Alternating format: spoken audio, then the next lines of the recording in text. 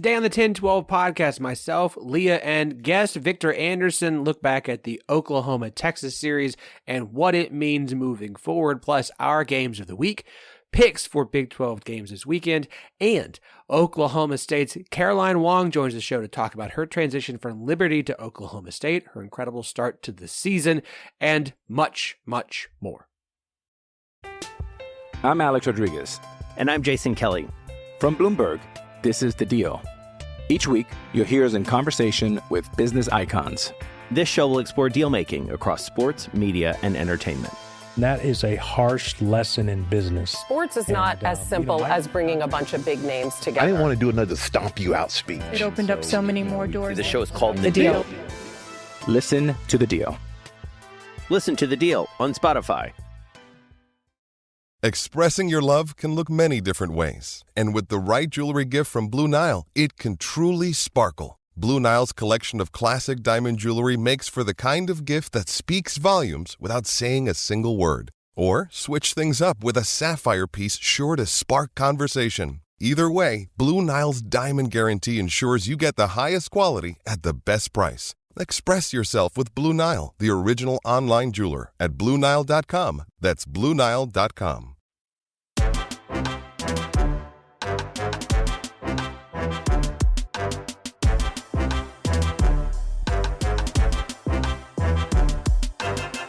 Welcome to the 10-12, the podcast that covers all 14 teams in the Big 12 Conference, plus Colorado, Arizona, Arizona State, and Utah. We are the flagship show of the 10-12 Network. Find every show on the network at 1012network.com. And of course, we are partners with Sports Social, Europe's biggest sports podcast network. I'm your host, Phillip Slavin. Thank you for joining us today. I know we've been on a bit of a hiatus because obviously Monday episodes aren't going on right now. I have like tons of notes for things I want to do, and I just haven't had the energy. I have not had the energy. And we missed last week because honestly, I'm glad we're here this week. We are lucky to be here this week. I had a wife and middle child get food poisoning last night. I was up till 12:30. I don't know how much puke I've cleaned up. We had to swap out. We had to replace the comfort animal for my second child because it got thrown up on and can't be machine washed. Don't buy your children warmies. Definitely not a sponsor here on the 10-12 podcast. So I'm glad to be here. I'm glad to be doing something other than, laundry or comforting a sad or a sick child. So we're going to talk some softball. Thank goodness. And I'm not going to do it alone because I never do. You're welcome. Joining us as she always does. She is the crap talk queen of the 10-12 Network. I forget what the official title is because it's been a couple weeks, but she is Leah Nelson. Thank you so much. I'm so glad I'm here talking softball. I'm glad I didn't have to clean up any puke the last couple of days. Yeah, that's tough, but pumped to be here for sure. With kids come throw up. Like it is inevitable. Once you start having them, at some point. Last year was a stomach bug. This year it's food poisoning. So at least we didn't all get it at the same time. Because let me tell you, 4 people in a house all having stomach bug at the same time is not. It's not. Oh, thank you. It's not a weekend I would want to befall on anyone. And Eric is not here, so filling in is it's his other half from In the Circle podcast. And if you listen to this, you guys know what In the Circle is. It's the best college softball podcast out there. Joining us today is Victor Anderson. Victor, welcome to the 10-12.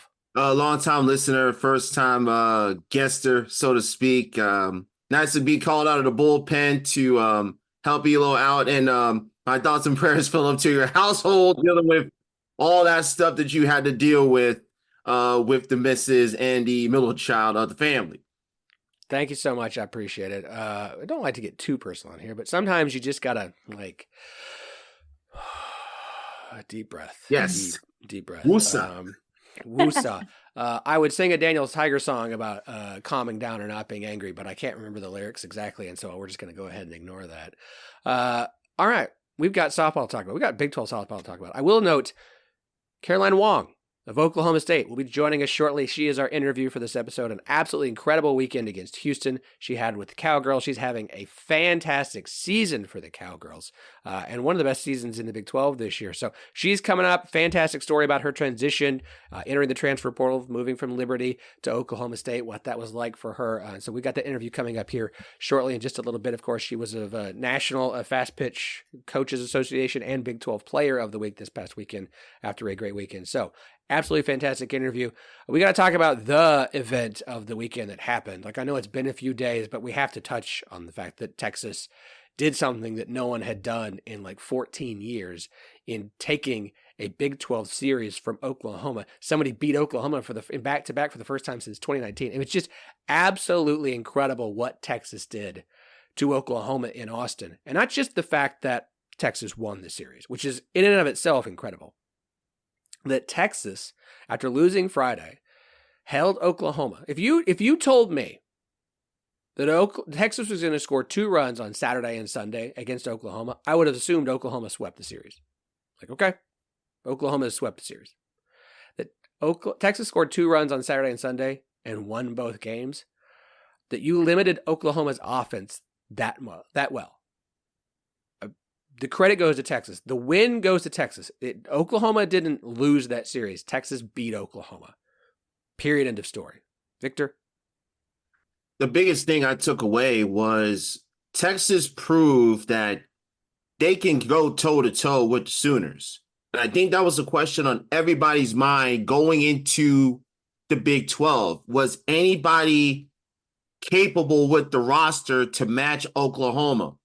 And Texas proved it this past weekend. And I think we also have to now consider Texas, in my personal opinion, the biggest threat to Oklahoma, not just in the Big 12, but for the national championship. I know there'll be some Cowgirl fans who will be saying, hey, what about us? We beat Texas 2 out of 3 a couple of weekends ago in Stillwater. I understand that. Caroline Wang was a big reason behind that, her and Lexi Kilfoyle. But in the vacuum that it is, Texas showed that they can go toe-to-toe with Oklahoma and beat the Sooners at their own game. The one thing I want to let all Oklahoma fans know, beating Oklahoma in April in Austin is one thing.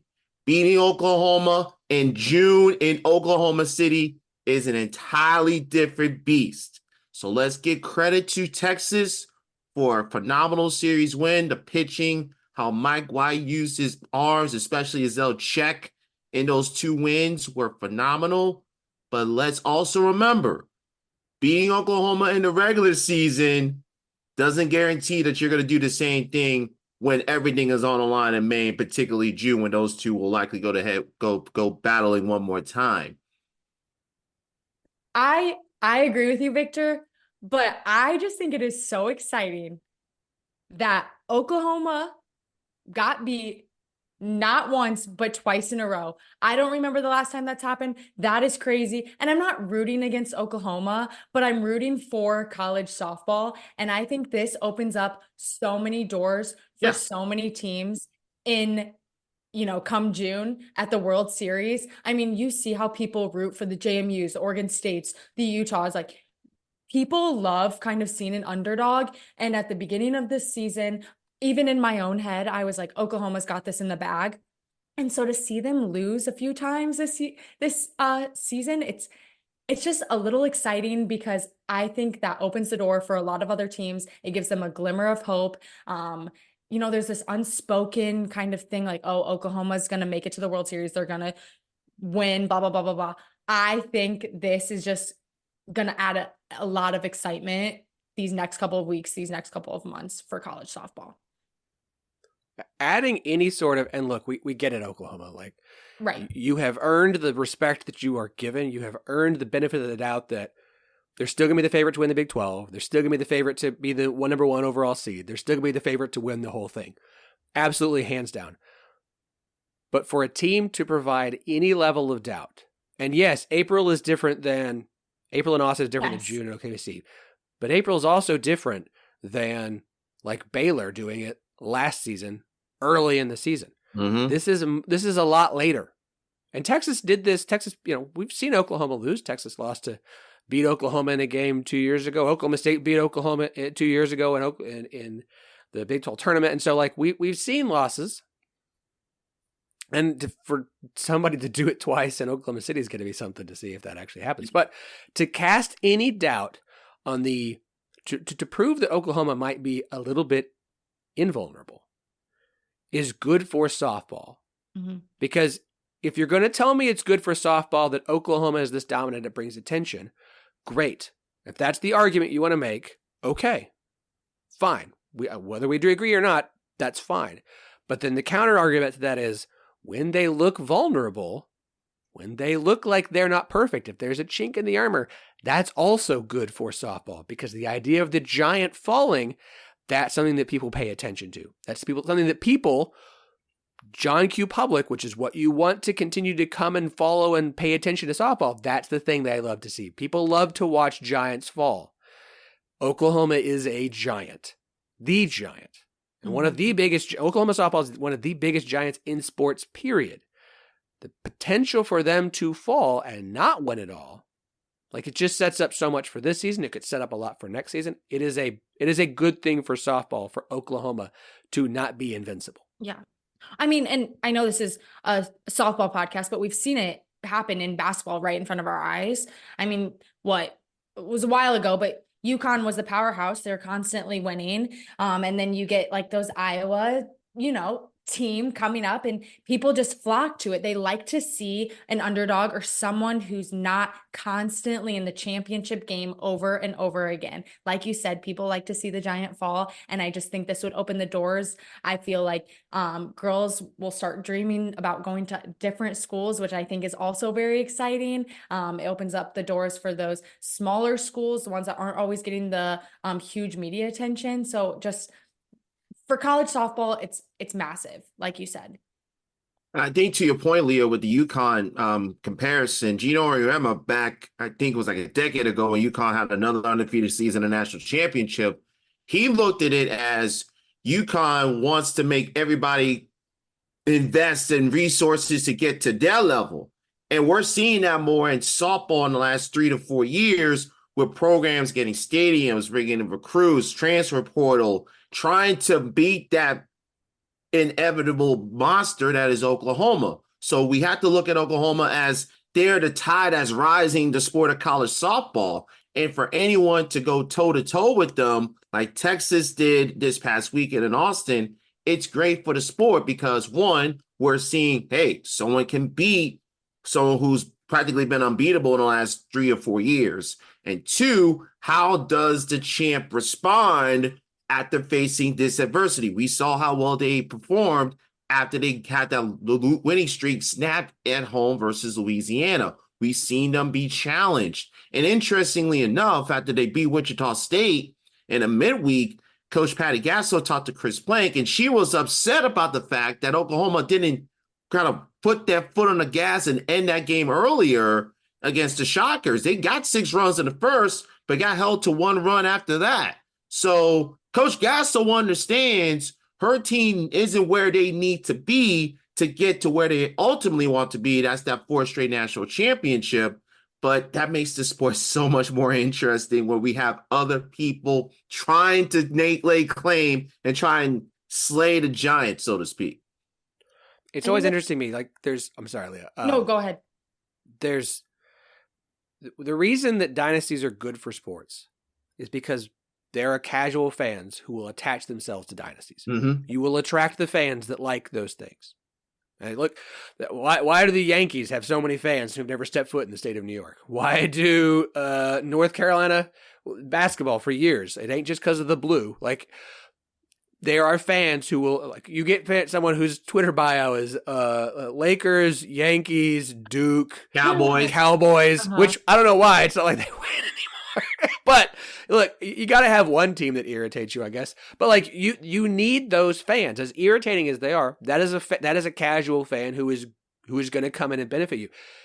And to counter that, you need the fans who love to root against dynasties. Yeah. And so having Oklahoma become this is the argument for why it's good for the sport. And this is also the argument for why it would be a perfectly fine thing for them to get to Oklahoma City and not four-peat. 1,000%. 1,000%. In your guys' expert opinions,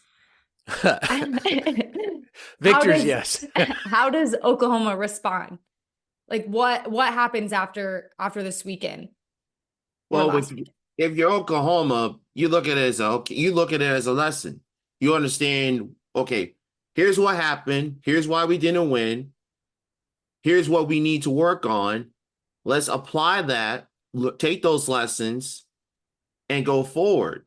Because they still got Oklahoma State to end the regular season, which all with the Texas series going how it went, that is going to have huge ramifications for the Big 12 regular season championship. And also, who has to play Texas in the semifinal? Because 2 of those 3 are going to be in the same side of the bracket in Oklahoma City, the conference tournament, which means you're going to have to go through, in Texas' case, they have to go through both Oklahoma and Oklahoma State. Oklahoma State may have to go through Texas and Oklahoma to win the tournament championship. So Bedlam has that much more significance on top of all the conversation about with Oklahoma departing the conference, which we could have a whole separate podcast about. We have, trust me. Yes, and I'm sure you'll have plenty more when July 1st rolls around and the move's made official. But nonetheless, now you have to make that Bedlam series a higher priority, especially with what happened this past weekend in Austin and the gap narrowing in the regular season championship.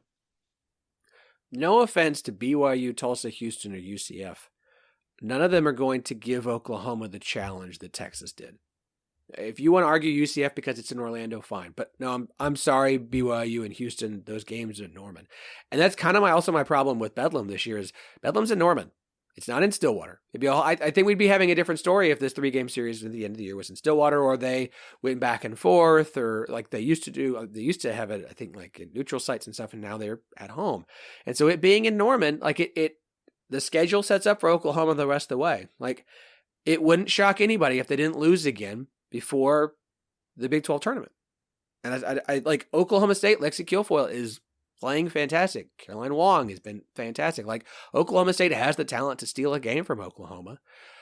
It's in Norman. It's going to be tough. So like for Oklahoma, there's a lesson to learn there, but no one else is going to really, I don't think there's anyone else who's going to give them the challenge until at best Oklahoma State for them to see if they can handle that again when that challenge presents itself. And so it's going to be really interesting for Oklahoma. You've got Bedlam at the end of the season. Obviously, you're going to face Texas or Oklahoma State most likely in Oklahoma City in the Big 12 tournament. And then it's going to be regionals, super regionals in Oklahoma City. There's just not a lot of opportunities for teams to challenge Oklahoma again the rest of the way that Texas did. So it will be interesting to see, but I don't see, sorry, BYU. I just don't, I really feel bad. You don't have to apologize. No, this isn't even a shot that I'm afraid of what Oklahoma's going to do to BYU this weekend when they're back home in Norman and not on the road in Wichita like they were this midweek game. So, it will be something to keep an eye on. Texas too. Like Texas we watched them Wednesday night. They came back to beat Texas State, but they got down 4-3 to Texas State. Texas State had a bad inning that let Texas get back in it. They made a pitching change. It didn't work for them. But like Texas still has to face. They had Texas Tech. They've got Baylor, which is a series we're going to talk about here in just a minute. Like Texas still has Texas is not unbeatable. Right? Like we've seen them lose games. They lost that game to Houston. It was Houston Super Bowl, but they got that win. Texas has to play Baylor. Texas has to play Kansas still. Texas has to go to Texas Tech. Like Texas has a much more difficult stretch down the end of the season than Oklahoma does. So like for Texas, with what you could potentially get, number 1 overall seed if things work out their way, maybe the number 2 overall seed, like they still have a lot to play for moving forward and a lot more challenges I think than Oklahoma does. So let's look ahead to this weekend. We've got an interesting slate. Obviously, Oklahoma and BYU is one of those series that's going to be played. We've got Iowa State hosting Oklahoma State. Leah will be up in Ames for that one, checking in on her former team and friends. Texas Tech hosting Kansas, Houston hosting UCF, and as I mentioned, Texas and Baylor. Texas-Baylor series is interesting because game 1 is in Waco, and then games 2 and 3 on Saturday and Sunday are in Austin for that one. Leah, I'm curious, which series this weekend is the one that you are keeping your eye on the most? I'm really excited for Kansas and Texas Tech. I've just been rooting for Kansas this whole season, and I think in all of our preseason polls, Kansas and Texas Tech were pretty neck and neck close. So I'm just excited to see who comes out on top of that series. I agree with you, Leah, with the way Kansas has been playing this season, with what Coach McFalls has done, and now she has a three-headed monster as a staff to take the load off of Casey Hamilton.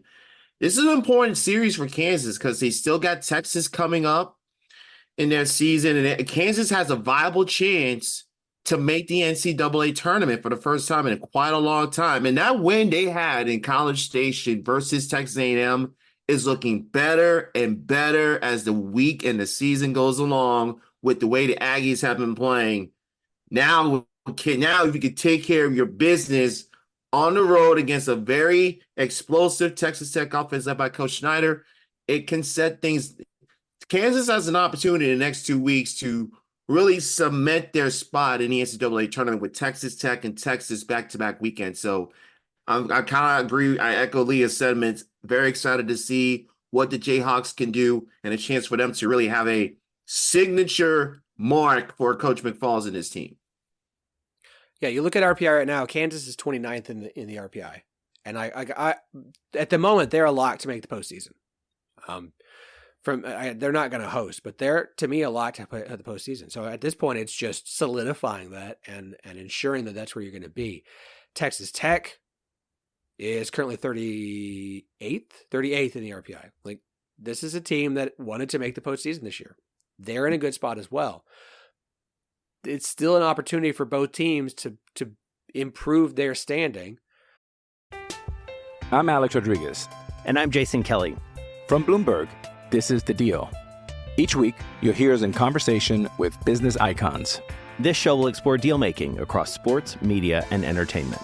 That is a harsh lesson in business. Sports is not as simple as bringing a bunch of big names together. I didn't want to do another stomp you out speech. It opened up so many more doors. The show is called The Deal. Listen to The Deal. Listen to The Deal on Spotify. I will talk about Baylor, Texas. Since you guys have both talked about Kansas and Texas Tech, I wanted to at least bring up Texas and Baylor. Texas coming off the big series win against Oklahoma. You had the struggle on Wednesday night against Texas State. Now you're going to go to Waco Friday and come back home to Austin Saturday and Sunday. This is a Baylor team that is still beat up, still trying to kind of get things back on course, but it's a Baylor team with an opportunity to also lock themselves in. Like, I don't think Baylor's still in the running to host. I think that would require a miracle run for them to get high enough back up at the RPI. I think they're at 20 now, and they continue to slip. But for Baylor, I think they're a postseason team, but Baylor would like to kind of get the ship back on the right course as they head closer toward the end of the season. So I think, to me, those are the two biggest series this weekend. The other one I would at least note is UCF at Houston. Houston continues to slide. They're 3-12 in Big 12 play. The season's kind of coming off. The pitching has just not been there for them. The offense has been fine. The pitching is not. UCF, meanwhile, after a very difficult stretch, we talked about this. They had that losing streak of 7 games. They had a really tough stretch. Now they're at 7-8 in conference play. They're coming off a weekend where they get the series win over Texas Tech. They're playing much better. They're going on the road to Houston. It is a team that can hit the ball well. It's the kind of a spot where you don't want to trip up. It's a spot for UCF to continue to be on the rise. They've continued to move up in the RPI too. They're now up at 36th, if I recall correctly. They're solidifying themselves as a team that should be in the postseason. So, right now, we're looking at about 12 Big 12 or 12 Big 12 teams. Kidding. 7 Big 12 teams in the postseason with Oklahoma, Oklahoma State, Texas, Baylor, Kansas, UCF, and Texas Tech. So, all those teams have a lot to play for every single game through the rest of the season to make sure that they put themselves in a good spot to reach the postseason. All right, let's make some picks. Let's make some picks for this weekend, and then we're going to talk to Caroline Wang. But before we make picks, I do have to remind everybody about the beloved sponsor here on the 1012 podcast and for the entire 1012 network, Charlie Hustle. This network is brought to you by Charlie Hustle Clothing Company, vintage-inspired clothing company based out of Kansas City that loves the Big 12, loves Kansas City. They've got every current Big 12 school If they added Cincinnati, we're thrilled for it.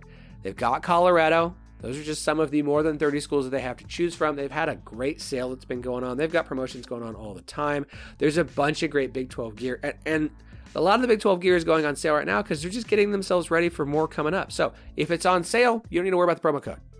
You just go and save on fantastic stuff. The Iowa State sweatpants, those have been on sale. Leah, I've been told by our other Iowa State resident podcast co-host, Jamie Steyer Johnson, that they are quite comfortable. So if you're an Iowa State fan, Iowa State's also got some like kid stuff in there. It's crazy. It's really fun. I'm not buying any for my kids. I'm sorry. But if there isn't a sale going on for the thing that you want, then you can use our promo code 101215 TEN1215 for 15% off all non-sale items. Shout out to everybody who participated in the bracket challenge. The gift cards will be going out to the winners. Thanks to Charlie Hustle for helping us out with that one as well. And keep an eye out. We're going to have giveaways from the podcast throughout the year in the 1012 network. So make sure you're following all of them on Twitter. So shop Charlie Hustle. That's at the end of the day, that's the message. Use the promo code 101215 if things aren't on sale, because you get 15% off all non-sale items all the time with that promo code Charlie Hustle. Vintage made fresh. All right, let's make some fresh picks for this weekend. Victor as our guest, and we're going to let you go first. Let's start with that Texas at Baylor series that we talked about. Pick the winner and the by what record for the weekend, Victor. I still am concerned about Baylor's injuries. If Baylor was fully healthy, I would at least give them the Friday game in Waco, and then Texas will win the 2 in Austin. But Texas, that Wednesday game versus Texas State kind of reminded them that, hey, you got to keep things going if you want to get to that potential number 1 seed, number 2 national seed. I got Texas sweeping Baylor 3-0 this weekend. I have to completely agree with Victor. I would love to say Baylor was going to take that Friday game, but again, with the way Texas is playing, the little wake up midweek game they had, I'm definitely going to have to go Texas 3, Baylor 0. Deep down, I agree with you guys, but every time y'all or my 2 co-hosts agree, typically I like to go counter. And look, Texas is going to win this series. They are. I'll give Baylor a game. I'll give Baylor a game in Waco. I think they're going to put, similar to the Houston game, I think Baylor understands the importance of this series, but understands the importance of trying to get that opener in Waco before they head to Austin. Yes, Texas got their scare with Texas State. Maybe it scared them. It was at the end, like Texas kind of took the lead back quickly. And maybe it was just a little bit of a wake-up call. Maybe they got the lead back too easily because it seemed like it was more due to Texas State mistakes than it was Texas's valiant effort to mount a giant comeback. So we'll see. I'm going to take Texas 2-1. I'm going to say Baylor's able to get at least 1 in this series. They're going to need it. All right, next up, Kansas on the road at Texas Tech. I agree. This one might be the most fun series of the weekend in the Big 12. 2 teams that feel, I'm going to say, kind of evenly matched, but in very, very, very different teams. One that relies on defense and pitching, one that's got a fantastic offense. So, Victor, who is the victor here and by what record? I really struggled back and forth with who I wanted to pick because I really love what Coach Schneider is building in Lubbock with the great classes he's brought in those 2 years. But doesn't it feel to both of you that this feels like a different Kansas team? And Eric and I talked to Coach Jennifer McFalls prior to the season during our Big 12 Media Week, and she was optimistic about if her team could stay healthy, that they had all the pieces necessary to be what we've seen them to be. I don't think that stops this weekend. I think Kansas wins the series 2-1 over Texas Tech. Expect a lot of offense in this series because Kansas very sneakily has some bats that can match Texas Tech, but I think the pitching matchup favors the Jayhawks. So I got Kansas 2-1 over Texas Tech this weekend. Oh man, Victor, you're reading my mind. I got to agree. I mean, I've been going back and forth too. I was thinking about it, but the way Kansas is playing, I mean, they're ranked. I think they just tweeted out that they had the most conference wins they've had since like 2001. Mm-hmm. And so they know that each game means a lot to them if they want to make that postseason run. And so they're gonna play like their butts are on fire. And I mean, Texas Tech is great. It's gonna be a dogfight. I really do think it. I wouldn't be surprised if it went into extras, but yeah, I'm gonna have to go Kansas 2, Texas Tech 1. Kansas receiving is ranked in some of the polls, not all of them. Just going to leave that there. It's fine if people want to vote. Make sure that they have all the SEC teams in the top 25. That's cool. Whatever. Fine. Okay. Look, I will Casey not go Hamilton. on. I will not use your pack. I will not go on your podcast, sir, to go on a rant about polls. Y'all follow me at Catbird Red because I've expressed that thoughts on many occasions. Kansas fell out of the rank. I'm going to do it. Kansas fell out of the ranking after getting swept by Oklahoma. Like everyone doesn't get swept by Oklahoma all the time, except for Texas. Like it. Right. Anywho. Okay. Sorry. All right. Woosah. Remember, Phillip, the password for his podcast is Woosah. Woosah. Yeah. Woosah. All right. We just found our podcast episode name. Big 12 Woosah. Look, Casey Hamilton has been absolutely incredible. And look, I will humble brag about the fact that I was high on Kansas coming into the season because of how much they brought back. And they have exceeded even my expectations and been incredible. And Casey Hamilton is not going to be pitcher of the year in the Big 12, but I don't think there's a more important pitcher to any team in the Big 12 than Casey Hamilton is to Kansas' success. Other than, again, Kilfoyle right there. It's just neck and neck. Man. I don't want to just sit here and agree because it's not as exciting, but like I think Texas Tech's going to get a game in this because it is in Lubbock. But I think Kansas is the better team here. I'm like, look, Kansas started Big 12 play, losing 2 of 3 to UCF. Would it shock me if Texas Tech found a way to get 2 of 3 here? No, it wouldn't. Like I said, I think these are two teams that are overall fairly even. But I'm going to agree with you guys. And keep it boring.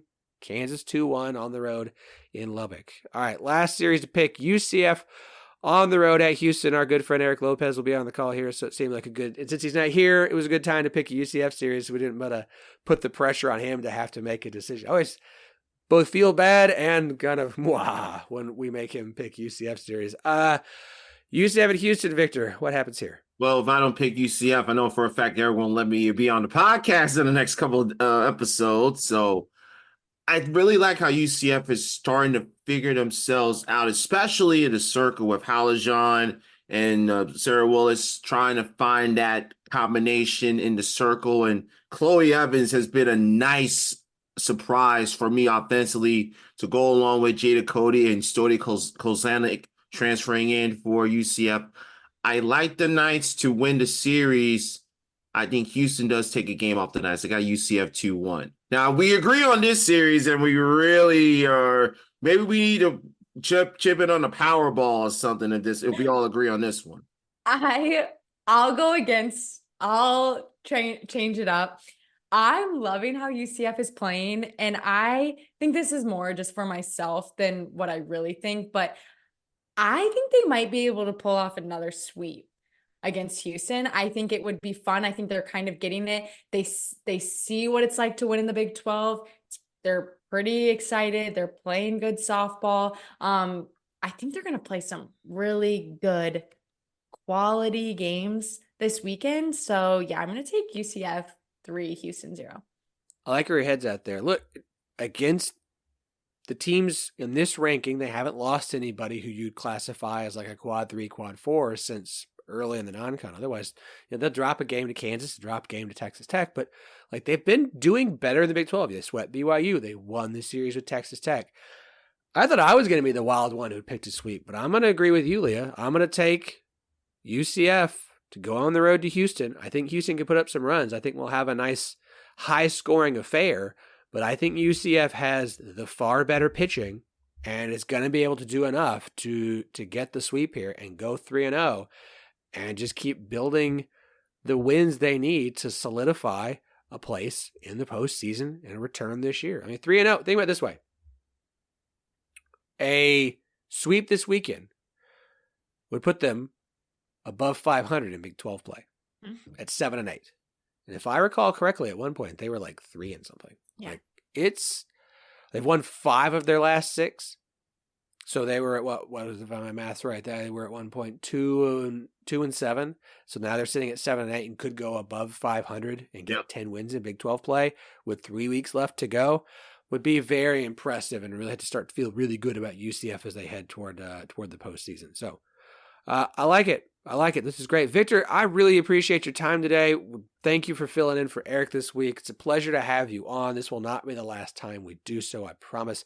Do me a favor, outside of In the Circle, where obviously everyone can find you, plug everything else, everywhere else people can find you and check out your work covering college softball. Follow my very interesting Twitter/X account at CapbirdRed. Where I will post my thoughts on all things softball. And if you go to the Inner Circle YouTube channel, I have a segment called Yeah, I Said It, where I like to pontificate on certain things in softball, like runners leaving early, announcers using we in their broadcasting. And this week, I may just rant about the various polls and the inconsistencies within the polls. I may rant about people who are talking about hosting. I may rant about the fans on the Big 12, the good fans of the Big 12. I won't rant about you, the bad fans of the Big 12.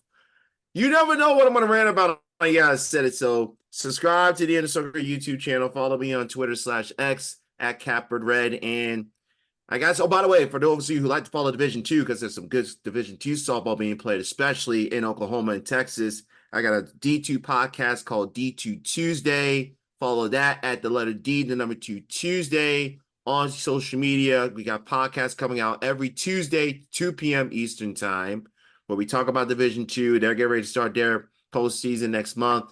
A lot of softball for yours truly. So any support you can lend me would be greatly appreciated. Yeah, Central Oklahoma, they got themselves quite a program. Yes. I'm sorry. What are bad Big 12 softball fans? I may have to save that for the next episode. Ooh, that's a tease. I may have to save that for the next episode. And it's not just Big 12 softball fans, it's softball fans in general. They've been a little chirpy the last few weeks, and I may have to kind of reset reality for some of them. So, all right. And speaking of chirpy, Leah, where can everybody check out everything that you do? Yeah, follow me on Twitter /X at Leah without an H, CJ21. I'll probably do maybe some tweets, some pictures this weekend.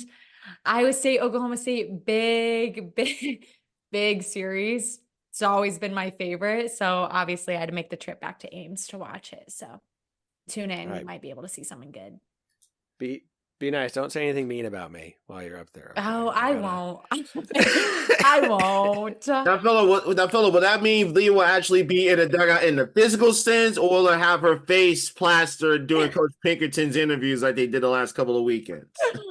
Yes. Yeah. I don't know. That was hilarious. It cracked me up. I didn't know what they had up their sleeve. Seriously, all I got was a text message from my teammates. Make sure you tune in. I'm like, these girls are a little crazy. So I had no idea. Luckily, it was just a good picture of me. So. Oh, that's the important part. The face is going to pop up, and then someone will have found you in the crowd during the game. And we'll have both. Well, that's a little simulcast. A good producer will know where you are when that happens. Yes, hilarious. A good producer will. Hilarious. All right. We've got Caroline Wang coming up next. Thank you again to Victor. Thank you again to Leah. Thank you, everybody, for listening. We'll talk to you again soon. Hey, it's Kaylee Cuoco for Priceline. Ready to go to your happy place for a happy price? Well, why didn't you say so? Just download the Priceline app right now and save up to 60% on hotels. So whether it's Cousin Kevin's Kazoo Concert in Kansas City, go Kevin, or Becky's Bachelorette Bash in Bermuda, you never have to miss a trip ever again. So download the Priceline app today. Your savings are waiting. Go to your happy place for a happy price. Go to your happy price, Priceline. Very excited to have with us today a player who earned some National Player of the Week accolades, as was due given what she did in Houston. Very excited to have Caroline Wang of Oklahoma State joining us. Caroline, welcome to the 10-12. Hi, thank you for having me. Absolutely. As I said, as a Big 12 fan, I'm excited. As an Oklahoma State fan at heart, I'm very excited to have you here today. Let's just start with what was an incredible weekend down in Houston for not just the Cowgirls, but you especially. I mean, outscoring Houston 10-3, you almost had more hits than Houston did. I mean, just a fantastic weekend. And obviously credit goes to the team as a whole, but was there something about this weekend for you where things just clicked, or the bat was just hitting right, or you just saw the pitch? What was this weekend like for you down there in Houston? I would say the bat was just hitting right. It didn't feel like, honestly, anything special. This year I've really tried to focus on, keeping a good mindset no matter what the outcome is of, each swing. And it just went well this weekend, that's really all. I mean, I would say not just this weekend. The bat's been swinging well for you so far this season. I mean, you're tied for the lead in the Big 12 with 15 home runs. You've been hitting the ball incredibly well. I believe in run RBI, you're 6th in the Big 12 and leading Oklahoma State. I mean, you were known as a good hitter when you were at Liberty before you joined Oklahoma State. It does feel like your game has been taken up at least a notch while you are in Stillwater for this season. Where do you kind of give the credit for how well you've been able to play so far? Honestly, like I said, just my mentality. Just in the past, like you said, I haven't been successful the past 2 seasons as well. But it's really been like a hard learning curve that I had, and just learning to win the battle in your mind. And having a good mindset and keeping a good mindset, it's a lot harder than you would think. And it has a lot more to do with your success than I would have thought, prior to these seasons. And so just learning that and learning how to maintain that and just have fun again. And, I did well last year and I loved my last 2 seasons as well. But this year, I feel like I've really just gotten it, I've had so much fun. I feel like more freedom playing, it's just fun, it's just a game. And it is important. I don't mean to minimize the importance and how much I love it, but it is just a game and I really am just having fun. I feel like every time I've had a senior on the show, they do talk about the mental side and really finally getting the mental side to kind of click once they're getting into their juniors and senior years. Does that feel like that's the hardest learning curve of things to kind of figure out while you're in college playing softball, is to get the mental side right? For me, 100%. I would say, as far as a blanket statement for everyone, I know I'm a little biased because I know how much it's affected me, but I would say yes. And more so just because I don't think the younger people always believe you. I am the first person. I'm the first person to tell, even people on my team, hey, you need to fix your brain. What are you thinking about when you're out there, And that was me. I was that person. I was the person that didn't want to listen and didn't want to hear that. But I would say yes, that it's really hard to make young athletes who have just been successful their whole careers because they're really talented to buy in and be okay, I'm good enough, but I need to fix my mentality and what's going on up there. You've talked some about this in the past, the transition from Liberty to Oklahoma State and kind of some of the struggles that you've kind of dealt with. I mean, obviously now performing so well, but it hasn't been just a perfect transition. What was that experience like for you, for those who haven't heard your story so far, about coming over, entering the transfer portal from Liberty and joining Oklahoma State? Well, like I said, I left Liberty really only because of school. I loved it there. I loved my coaches and my team and my experience there. I cannot complain about one bit. But I wanted to do speech pathology.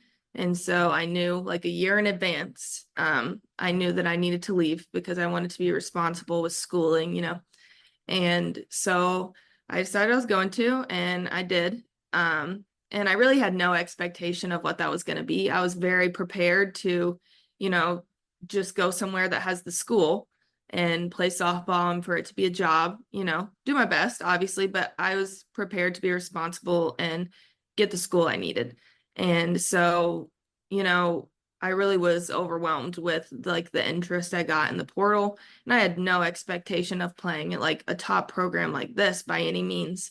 But when they call you and they ask if you want to come on a visit, it's hard to say no to Oklahoma State, or at least not give them a shot, So I came out here, and it was really just overwhelming how friendly everyone is. And I told my mom, I was like, I know that he told them all to be nice to me. Like, I just was so confident of that. I've asked them all now, and they said, no, he didn't say anything. But I was just really confident in that. And I just really loved it here. And so I committed. They have a great speech path program, and I've been like leveling this year. So next year I'll start grad school. And I've just like had an overwhelming like community surrounding me, like people within the speech path department that love softball that have just helped me so much. And just this team so encouraging and like just taking me in like family, really.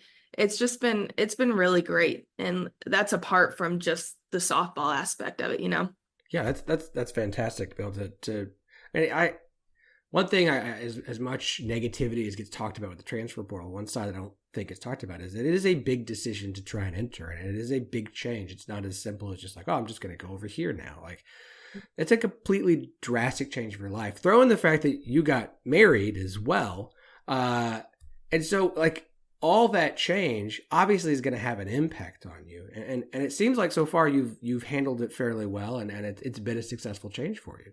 I would say for sure. It was hard.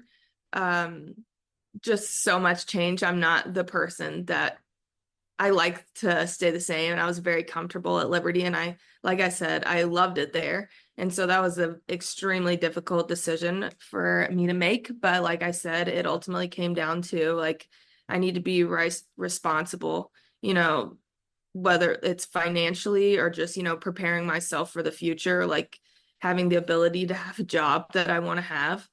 I just felt like I needed to be responsible. And so it came down to that, I felt like I'd given Liberty 4 years, I didn't want to like upset them in any way. I didn't want them to feel like I was doing the wrong thing. So I was just like very straight up about the whole thing. And I wouldn't have wanted to do it any differently. I wanted to be as, stand up about the whole thing as I could. I'm not trying to hide anything or trick anyone. And so that's just what I felt like I had to do. And honestly, I had no expectation of it turning out as well as it has. I've read at least a couple of interviews, and Coach Gasky has mentioned, like, it seemed in the fall like you were kind of struggling with the transition. What do you feel like kind of helped get you over the hump from where you were the fall to as good as you've been to start the season? The fall, it makes me laugh to talk about this because it was a lot of adjustment. I've been in the same place for 4 years, same coaches, teammates, everyone knew me. They knew how I played. They knew, and I just came in here. I didn't know anyone. I didn't know anybody on the team when I came in. I didn't know any of the coaches. They had never, like, they'd watched film of me, but like, they'd never watched me with their eyes play, and, they didn't know me. And I also took the whole summer off, like didn't do a thing. I was so busy. Like I had an internship I had to do to graduate from Liberty. I got married. It was such a busy time. And I was like, I'm going to take it off. I need to, my body needed to rest. I was coming off like an injury. And so when I went back in August, no, I was not looking too hot. And I knew it. And it was, he's like, yeah, you just looked like you hated it. And I'm like, man, I was doing horrible. It's not fun to go out there and suck every day. So I think kind of getting back into it after a long break is part of it. And also just them learning me, the way that I play, and just having conversations, like talking about it, like, what do you expect from me? What am I not doing? And like, we've had some of those, but now it's just It's going very well now. I think we have like a better understanding of what they need from me, what the team needs from me, what they expect from me, and like how can I do that without having to try to be something I'm not, you know? Yeah, no, that's great. Again, there's a learning curve. There's making adjustments. It's a big part of transferring, and of course, taking a summer off is going to have an impact. I got to ask, what has married life been like for you so far? It's been awesome. It's been so busy. I mean, it was, like I said, my summer was so fun, but unbelievably busy. You know, it felt like we didn't slow down. And really, still, it kind of feels like we haven't slowed down, just going straight into me starting school again. And now it's the spring and we're traveling all the time. But it's been so great. And I think that definitely made the transition to Oklahoma State a little bit easier. Just knowing I wasn't going to go alone. Like I said, I didn't know anyone, but I was here with Matt. And it would have been okay, even if I wasn't loving every single, you know, if I wasn't having as good of experience as it is, there was always like, even if it sucks, at least I'm not there alone, you know? And that's pessimistic. But when you're going into it, you don't know how it's going to be. But it's been great. And we're just getting through the spring right now. Lots of travel. Absolutely. I want to ask, you know, Coach Gajewski made the decision to promote Coach Vanessa Shippy-Fletcher up to hitting coach in December. It's kind of like a late decision. How do you feel like that transition has gone, and what kind of impact has she had on you and your hitting? It's definitely been very smooth. I think everyone was all in. Everyone loves Shippy anyway, you know? So it wasn't like it was a new person, or it's not like they were having she was having to build rapport with the team or anything. Like, everyone knows how smart she is, how much she knows about softball, and how much she loves every one of us. And I think that is probably one thing that helped the most, is like, she didn't have to come in and like prove herself to anyone before people were all in. And so whatever, you know, it was an adjustment. It was like, she's teaching different stuff than what we'd had previously, but everyone was ready to go. You know, you come back in the spring, you're kind of excited to get ready to go anyway. And so everyone just readily welcomed this change. You know, it was challenging for a few weeks. Like, it was pretty big difference from what we'd had before, but we also knew, like, if we want to be successful, we've just got to embrace this right now. You know, we can't slowly go into this and be hesitant about it. And also just, we love her. Like you said, we trust her, and we know that she's studied this and she knows each and every one of us. She already knew our swings, whether or not she was in charge of them or whatever you want to say. So I think all of those things kind of contributed to like how well everything's gone. Okay, I got to ask some fun questions, because it's fun stuff to talk about. Now, first of all, what are your walk-up songs? And why? My first one is Money and Fame by Need to Breathe. I think it's just really cool. It's kind of like dramatic. One of my best friends in high school had it as her high school walk-up song. And I was like, I gotta steal this. Like, it's so cool. And she was, of course, happy to let me. The other one, to be honest, it doesn't have that much meaning to me. I actually stole it from a girl on my team last year. I just thought it sounded cool when she had it. I've never had to have two before. I've always had Money and Fame for every single year.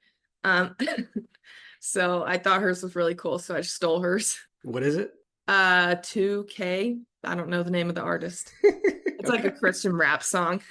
All right. Very good. All right. Fun.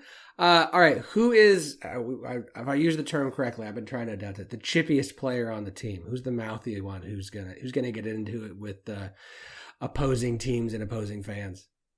I don't know. Maybe Talon. Okay. Talon. Yeah, that would probably be my answer, I guess. Okay, that's who Lexi said too. So when we had her on a few weeks ago. So okay, this is confirmed. Now I've got to get Talon on. Now we got to get Talon on the show, because I sit to round up all the chippy players to get on the show. Who's got the biggest personality on the team? Biggest personality. God, there's so many. people. Oh, maybe Megan Bloodworth. I think she's pretty funny. Yeah. Yeah, just pretty consistent, always goofy, always. That I think everybody just loves Meg. Okay.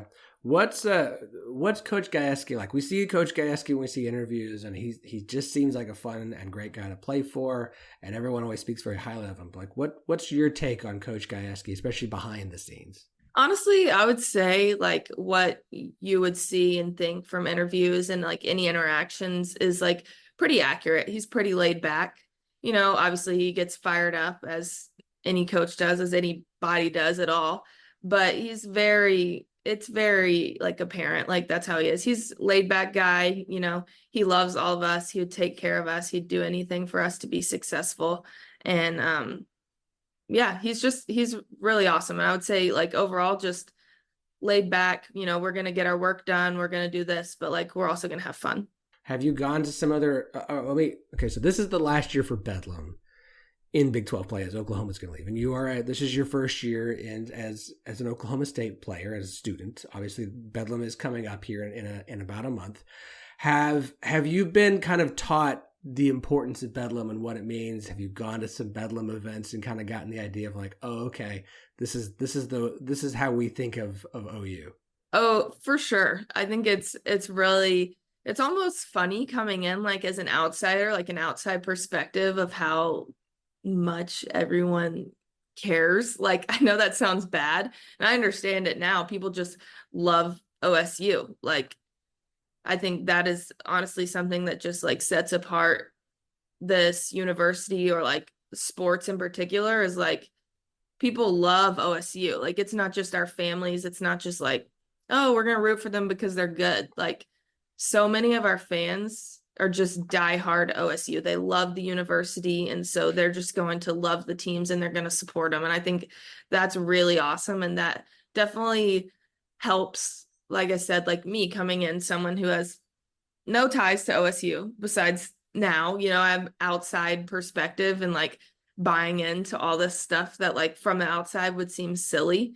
I think that is something that makes you be like, oh no, they just have like pride in this university, and like it's fun. That's fantastic. Well, Caroline, you have been great. Thank you so much for your time and sharing your story with us. And good luck to you and the team through the rest of the season. Obviously, you have very high aspirations. This team is, I think, kind of over-delivered based off of what people thought coming into the season, but has continued to keep the consistency of the cowgirl way and what people come to expect from Oklahoma State softball. So congrats to you, and thanks for joining us today. Thank you. Thank you so much for having me.